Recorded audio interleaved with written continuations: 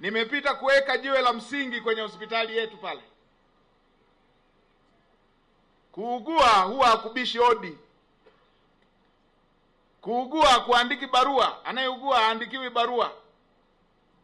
Madam jengo limekamilika na la kisasa, tunataka wananchi waanze kutibiwa pale. Nitoe maelekezo kwa wote wale wanaohusika.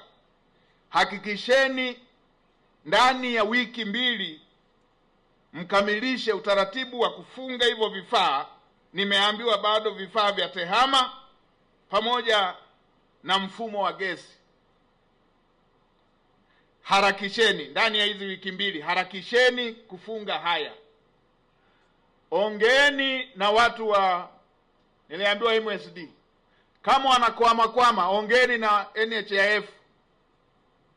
Niliambiwa wana facility hii ya kuweza kuwakabidhi hivi vifaa vinavyotakiwa kwa haraka na huduma zikaanza kutolewa. Sasa tunapomaliza ziara hii mpaka tunamaliza majumuisho, nipate taarifa mmekubaliana mnaenda na utaratibu upi.